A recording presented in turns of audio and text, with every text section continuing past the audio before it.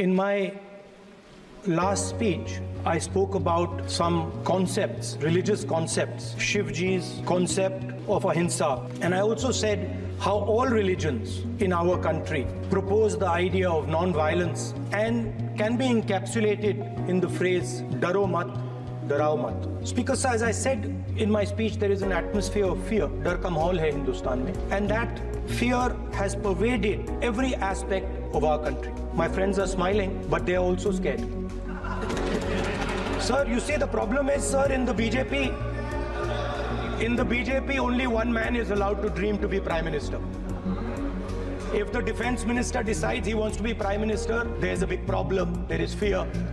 So this fear has been spread throughout the country, and the question I was asking myself was, why is this fear spreading so deeply? Why is it that my friends in the BJP are terrified, the ministers are terrified, the farmers of India are terrified, workers, youngsters? एक जवाब मैं propose करता हूं आज।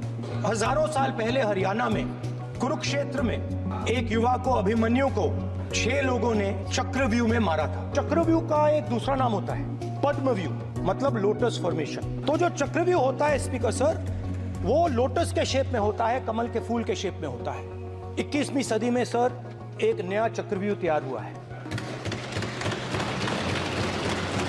Speaker sir, वो भी lotus की shape में है सर, और उसका चिन्ह प्रधानमंत्री जी अपनी छाती पर लगा के चलते हैं। चक्रव्यूह में हजारों लोग होते हैं सर, मगर उसके बिल्कुल सेंटर में 6 लोग कंट्रोल करते हैं। तो जैसे उस टाइम 6 लोग कंट्रोल करते थे, वैसे आज भी 6 लोग कंट्रोल कर रहे हैं।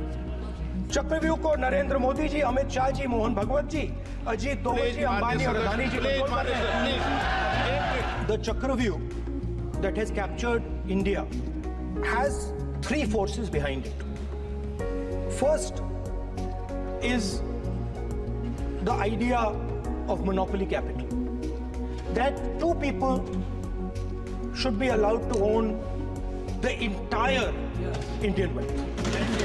So one element of the Chakravyu is coming from the concentration of financial power. The second element is the institutions, the agencies, CBI, ED, Income Tax Department of this nation, and the third is the political executive. Speaker sir, these 3 together are at the heart of the Chakravyu, and they have devastated this country. Speaker sir, my expectation was that this budget would weaken the power of this Chakravyu, that this budget would help the farmers of this country, would help the youth of this country, would help the laborers, the small businesses of this country. But what I have seen is that this budget, the sole aim of this budget, iski jo niyat hai, it is to strengthen the framework of big business, monopoly business, the framework of a political monopoly that destroys the democratic structure, and finally the framework of what one can call the deep state or the agencies. And the result of this has been, पहला काम इस चक्रव्यूह ने क्या किया? जो हिंदुस्तान को रोजगार देते हैं, स्मॉल एंड मीडियम बिजनेसेस हैं, जो करोड़ों युवाओं को रोजगार देते थे, उन पर इस चक्रव्यूह ने आक्रमण किया। कैसे किया? नोटबंदी, जीएसटी और टैक्स टेररिज्म। आप लोग आतंकवाद की बात करते हो, पूरे देश में अगर कोई भी व्यक्ति छोटा बिजनेस चलाता है तो रात को उसको फोन कॉल आता है इनकम टैक्स डिपार्टमेंट से, जीएसटी से, और टैक्स टेररिज्म का वो शिकार होता है। इस टैक्स टेररिज्म को रोकने के लिए बजट में आपने कुछ नहीं किया है। तो टैक्स टेररिज्म के कारण, और ये जो आपकी नीतियां हैं, जो आपने कोविड के समय बड़े बिजनेसेस की मदद की और जो स्मॉल एंड मीडियम बिजनेसेस थे उनको खत्म किया, उसके कारण आज हिंदुस्तान के युवाओं को रोजगार नहीं मिल सकता है। एक युवा को रोजगार नहीं मिल सकता है। बजट में आपने इंटर्नशिप प्रोग्राम की बात करी, और ये शायद एक मजाक है, क्योंकि आपने कहा कि ये इंटर्नशिप प्रोग्राम सिर्फ हिंदुस्तान की 500 सबसे बड़ी कंपनियों में होगा, और 99% जो हमारे युवा हैं उनको इस इंटर्नशिप प्रोग्राम से कुछ लेना देना नहीं, कोई फायदा नहीं होने वाला है।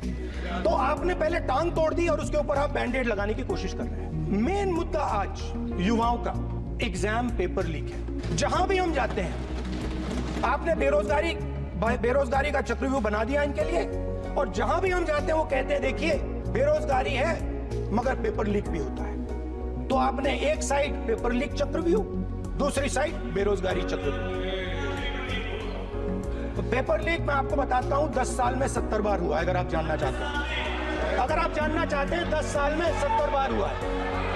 पेपर लीक के बारे में फाइनेंस मिनिस्टर ने बजट में एक शब्द नहीं कहा है। युवाओं के लिए पेपर लीक सबसे जरूरी मुद्दा है, उन्होंने एक शब्द नहीं कहा है पेपर लीक के बारे में। और उल्टा जो एजुकेशन बजट में पैसा देना चाहिए था वो आपने 20 साल में सबसे कम पैसा दिया है। 2.5% of budget is gone to education. दूसरी तरफ पहली बार सेना के जवानों को आपने अग्निवीर के चक्रव्यूह में फंसाया। इस बजट में अग्निवीरों के पेंशन के लिए 1 रुपया नहीं है। आप अपने आप को देशभक्त कहते हो, मगर जब अग्निवीरों की मदद करने की बात आती है, जवानों को पैसा देने की बात आती है, तो बजट में आपको 1 रुपया नहीं दिखाई देता। उनकी पेंशन के लिए 1 रुपया आपने नहीं दिया। उनको आपने अग्निवीर के चक्रव्यूह में फंसाया। उसके बाद सर जो अन्नदाता हैं वो